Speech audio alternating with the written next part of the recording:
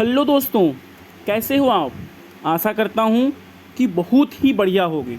दोस्तों, पिछले वीडियो में हमने यूजीसी नेट जून 2023 के लिए जो हमारा प्रीवियस ईयर 2019 का 8 प्रश्न हमने कवर किया है। यदि आपने वो वीडियो नहीं देखा होगा तो मेरा YouTube channel economics with G sir में जाकर वो वीडियो देख सकते हो। आज हम उस कड़ी को आगे बढ़ाते हुए आज और 8 या 9 प्रश्न जो है कवर करने वाले हैं। देर न करते हुए हमारा 9वां प्रश्न है, निम्नलिखित में से कौन से संस्थान ग्रीन नीले बॉक्स से संबंधित है। ऑप्शन दिया हमारा संयुक्त राष्ट्र संघ, विश्व बैंक, विश्व पर्यटन संगठन या विश्व व्यापार संगठन।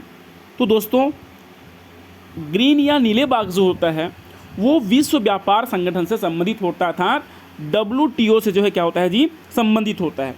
WTO ग्रीन बॉक्स उन किसानों को सहायता प्रदान करती है जो अपने उत्पादन की मात्रा को क्या नहीं कर पाते, बढ़ा नहीं कर पाते हैं। अर्थात ग्रीन या नीले बॉक्स किसानों को आर्थिक सहायता प्रदान करने वाली एक आर्थिक पैकेज होता है जिसके तहत किसान अपनी उत्पादक की मात्रा को क्या कर सके, बढ़ा सके। अर्थात हमारा आंसर हो जाएगा केवल डी, अर्थात सी आपका ऑप्शन हो जाएगा सही। दूसरा प्रश्न है, 10वां प्रश्न है, निम्नलिखित में से कौन सी प्रासंगिक मूल्यांकन विधि की विशेषता नहीं है। तो प्रासंगिक मूल्यांकन विधि जो होती है वह एक प्रकार की पर्यावरणीय प्रदूषण लागत की गणना करने के लिए प्रयोग किया जाता है। ठीक है, पर्यावरण में जो प्रदूषण होती है उस प्रदूषण में जो लागत होता है उस लागत की गणना करने के लिए हम क्या करते हैं जी, प्रासंगिक मूल्यांकन विधि का प्रयोग करते हैं। इसके तहत यह एक आर्थिक गैर बाजार आधारित मूल्यांकन विधि होती है। ठीक है, तो इस तरह से हमारा पहला क्या है जी, सही हो जाएगा। यह उपभोक्ता द्वारा भुगतान की अधिक इच्छुकता पर क्या होती है जी, आधारित होती है, तो ये भी हमारा सही हो जाएगा। और जो प्रासंगिक मूल्यांकन विधि होती है यह बाजार की विफलता की स्थिति में क्या किया जाता है जी, प्रयोग किया जाता है। तो इस तरह से हमारा पहला, दूसरा और चौथा तो सही है, जबकि तीसरा जो है हमारा क्या है जी, गलत है। और पूछा भी गया है कि प्रासंगिक मूल्यांकन विधि की विशेषता नहीं है। तो प्रासंगिक मूल्यांकन विधि जो है पर्यावरणीय प्रदूषण की गणना करने के लिए किया जाता है, न कि केवल वायु प्रदूषण के मामले में प्रयुक्त किया जाता है।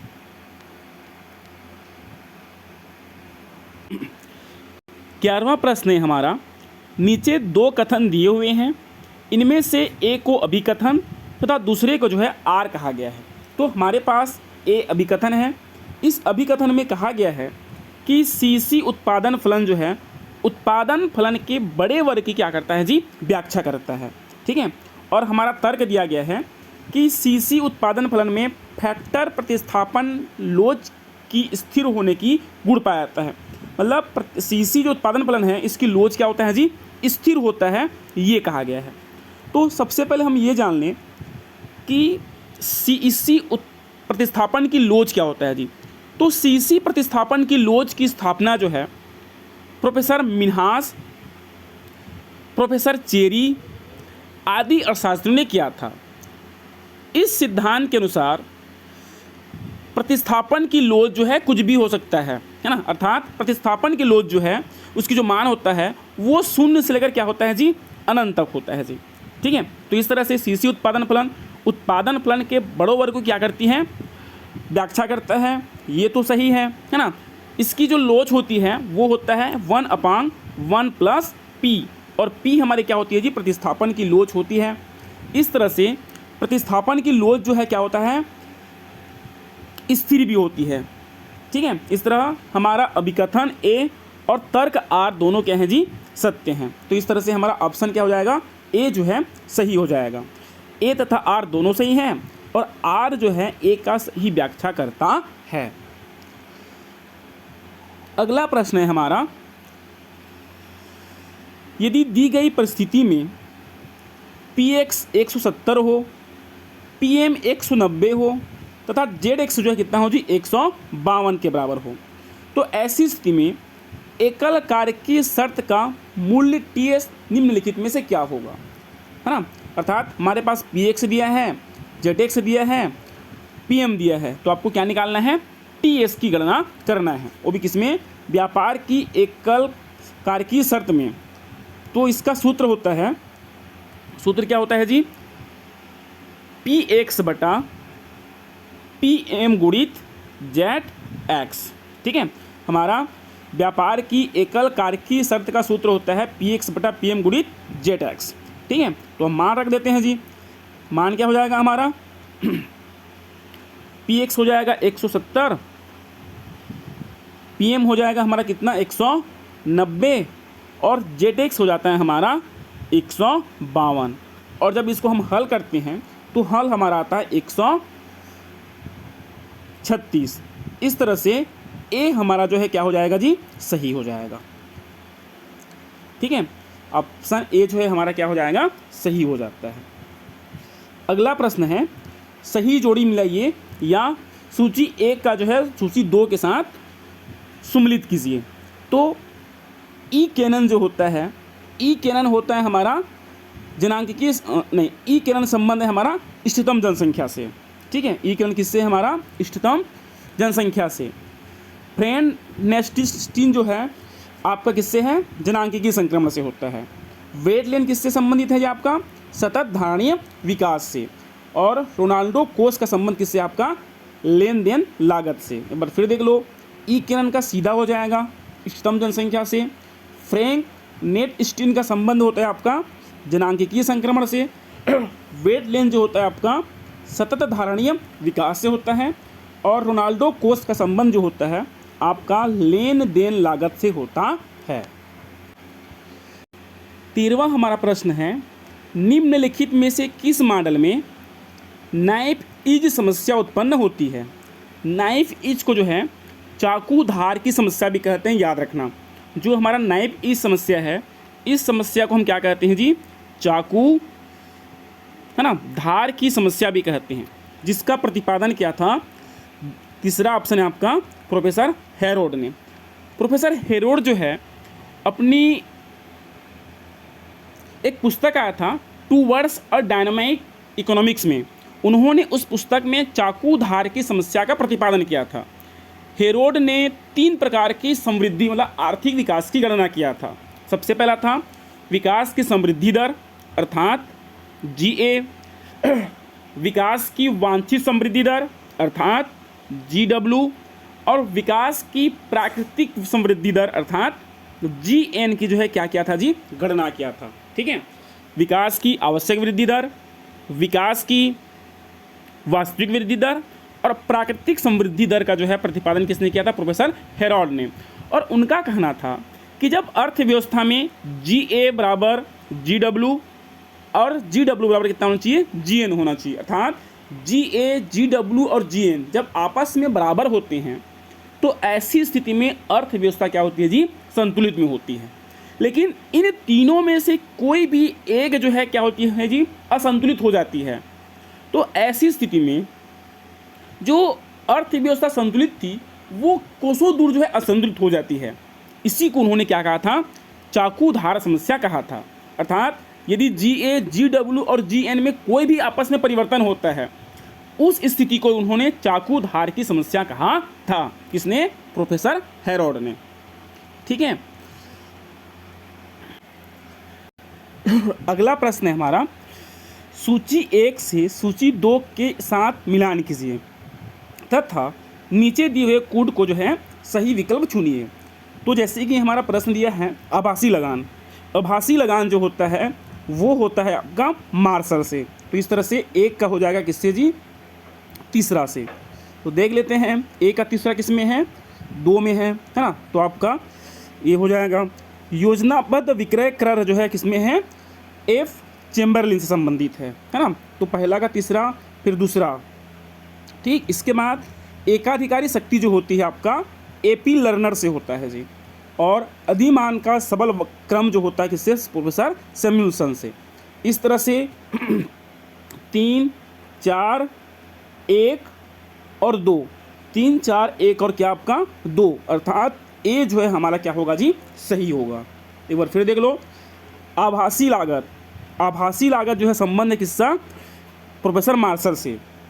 योजनाबद्ध विक्रय कर संबंध है हमारे प्रोफेसर एफ चेम्बरलिन से। एकाधिकारी शक्ति, एकाधिकारी शक्ति का प्रतिपादन किसने किया था जी, प्रोफेसर एपी लर्नर ने। जबकि अधिमान का सबल क्रम जो है का प्रतिपादन किया था किसने, प्रोफेसर सैमुअल्सन ने। इस तरह से 3, 4, 1 और 2 अर्थात ए जो है हमारा क्या हो जाएगा जी, सही क्रम हो जाता है। अगला प्रश्न है हमारा अर्थनीति में उनके योगदान के संदर्भ में से कौन सा कालक्रम सही है ना। जो अर्थनीति थी उस अर्थनीति के संदर्भ में कौन सा जो है कार्यकाल क्या होना चाहिए, तो इसका आंसर है आपका तीसरा।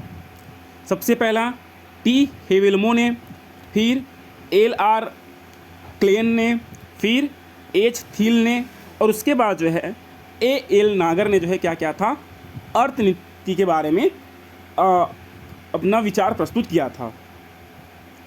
अगला प्रश्न है हमारा भारतीय अर्थव्यवस्था को निम्नलिखित घटनाओं को काल क्रमानुसार क्रम में क्या कीजिए जी, व्यवस्थित कीजिए। तो देख लेते हैं। सबसे पहला आया था कमर्शियल बैंक का राष्ट्रीयकरण हुआ था 1969 में, है ना। 1969 में क्या हुआ था, कमर्शियल बैंक का राष्ट्रीयकरण हुआ था। तो लिख लेते हैं यहाँ पर हम लोग 1969, ठीक है।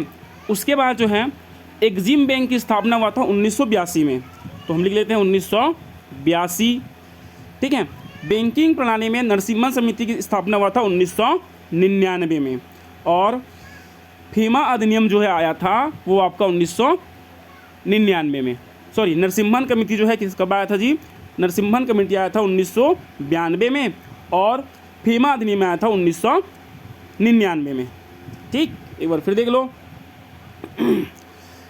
कमर्शियल बैंक की स्थापना 1969 में, तो चूँकि पहला ही हो जाएगा, ठीक। उसके बाद आया था आपका भारत में एग्जिम बैंक 1982 में आया था, तो ये हो जाएगा आपका ए के बाद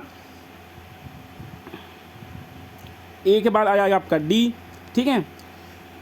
उसके बाद आया था तीसरा आया था आपका बैंकिंग प्रणाली में नरसिम्हन समिति की स्थापना 1992, और चौथा है आपका फीमा अधिनियम लागू किया गया था 1999 में। इस तरह से आपका ऑप्शन हो जाएगा बी, ए, डी, बी और सी। अगला प्रश्न है निम्नलिखित में से कौन से अर्थशास्त्री संतुलित आर्थिक विकास से संबंधित। अगला प्रश्न है निम्नलिखित में से कौन से अर्थशास्त्री संतुलित आर्थिक विकास से संबंधित है। तो संतुलित आर्थिक विकास का प्रतिपादन जो है professor Rosenstein Rodan, W.A. Lewis, Ragnar Nurkse जैसे अर्थशास्त्रियों ने किया था, है ना।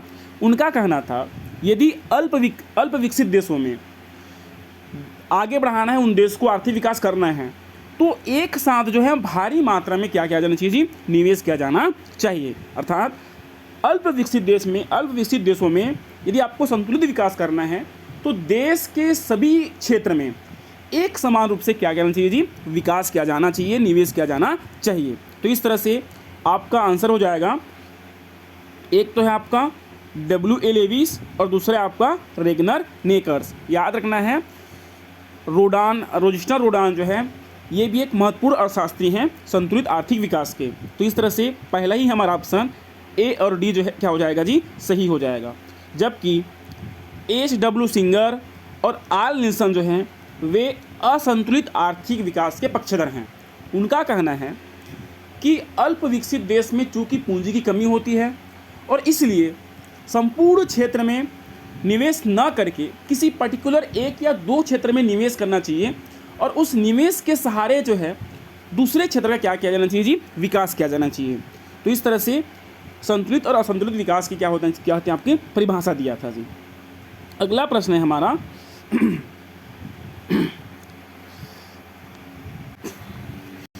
सेबी का निम्न में से क्या कार्य है जी। तो सेबी का कार्य जो है वो होता है प्राथमिक और द्वितीय प्रतिभूति बाजार का क्या करना, विनिमय करना होता है, ठीक है। सेबी का मुख्य कार्य क्या होता है, प्रतिभूति बाजार का क्या करना, विनिमय करना होता है, याद रखना है, ठीक। इसके बारे में कुछ विशेष जान लेते हैं। कि भारतीय प्रतिभूति नियामक बोर्ड अर्थात सेबी की स्थापना जो है 12 अप्रैल 1988 को किया गया था। ठीक है, सेबी का गठन कब किया गया था जी? 12 अप्रैल 1988 को जो है सेबी का गठन किया गया था, जिसका मुख्य उद्देश्य क्या होता है? प्राथमिक और द्वितीय प्रतिभूति बाजार का जो है विनियमन करना होता है। ठीक है, प्रतिभूति मतलब शेयर, है ना, जिसे हम लोग शेयर बाजार कहते हैं ना, इसी शेयर बाजार को जो है होल्ड कौन करता है? तो वो करता है आपका सेबी। और आज का लास्ट क्वेश्चन है, भारतीय संविधान के किस अनुच्छेद के तहत राष्ट्रपति जो होता है वो वित्त आयोग की नियुक्ति करता है? तो इसका सही आंसर है भारतीय संविधान के 280 अनुच्छेद के अनुसार से राष्ट्रपति जो है वित्त आयोग की क्या करता है जी? गठन करता है। ठीक है, सबसे पहले 22 नवंबर 1951 को, कब? 22 नवंबर 1951 को प्रथम वित्त आयोग का गठन किया गया था, जिसके अध्यक्ष थे के.सी. नियोगी, है ना, जिसके अध्यक्ष कौन थे? के.सी. नियोगी थे, है ना।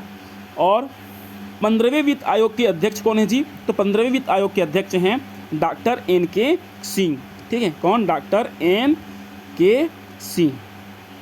ठीक है, तो इस तरह से आज के लिए इतना ही। कल और 10 प्रश्न आपको 2019 का मिल जाएगा। यदि आपको वीडियो अच्छा लगता है तो लाइक कीजिए, शेयर कीजिए और सब्सक्राइब करना न भूलिए। Thank you.